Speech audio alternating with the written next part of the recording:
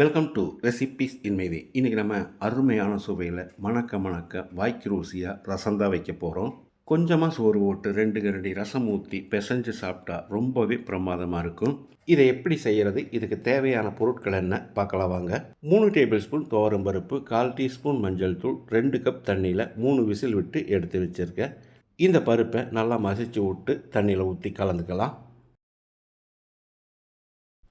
ஒரு பெரிய நெல்லிக்காய் அளவு புளியை 2 கப் தண்ணியில் கரைச்சி வச்சுருக்கேன். புளியோட அளவு 20 கிராம். இதில் 2 டீஸ்பூன் ரசப்பொடியை போட்டுக்கலாம். ரசப்பொடி இல்லைன்னா சாம்பார் பொடி போட்டுக்கோங்க. இதில் 100 கிராம் அளவுக்கு ஒரு தக்காளி நறுக்கினது, 1/2 டீஸ்பூன் மஞ்சள் தூள், 1/4 டீஸ்பூன் பெருங்காயத்தூளையும் போட்டு வாணலியில் ஊற்றிடலாம்.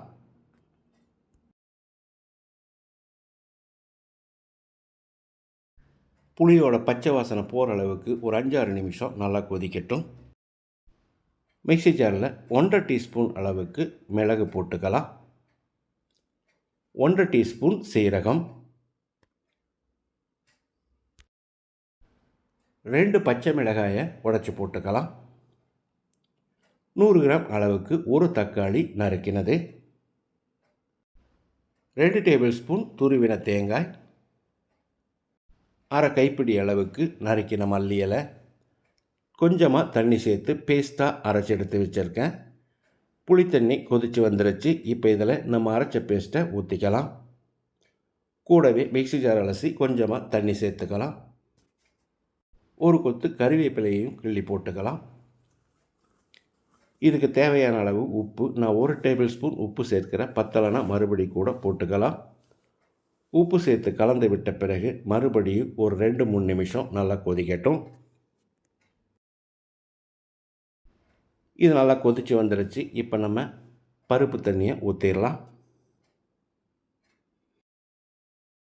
இது கொஞ்சம் தண்ணி மாதிரி இருந்தால் தான் நல்லாயிருக்கும். இன்னொரு 1/2 கப் தண்ணி சேர்த்துக்கலாம். இதில் ஒரு 1/2 டீஸ்பூன் அளவுக்கு நெய் சேர்த்துக்கலாம். நெய் சேர்த்து கலந்து விட்ட பிறகு உப்பு சரி பார்த்து போட்டுக்கோங்க. இது கொதிக்கட்டும். ரொம்ப நேரம் கொதிக்கக்கூடாது. இந்த மாதிரி நுரக்கட்டி வரும்போது பொடியாக நறுக்கின மல்லி இலையை போட்டுக்கலாம். இதோடைய 1/2 டேபிள் ஸ்பூன் அளவுக்கு துருவின தேங்காயையும் போட்டுக்கலாம். இது கண்டிப்பாக சேர்க்கணும். இந்த ரசத்துக்கு இது ஸ்பெஷல். எண்ணெயில் கடுகையும் கருவேப்பிலையும் தாளித்து ஊற்றிடலாம். மணக்க அருமையான சுவையில் நான் செஞ்சுருக்கிற இந்த ரசம் கும்பகோணத்திலிருந்து நம்ம சப்ஸ்கிரைபர் அனுப்பி வச்சது. இந்த அளவுக்கு டேஸ்ட்டாக இருக்குன்னு நான் நினச்சே பார்க்கல. அந்த அளவுக்கு டேஸ்ட்டாக இருந்தது.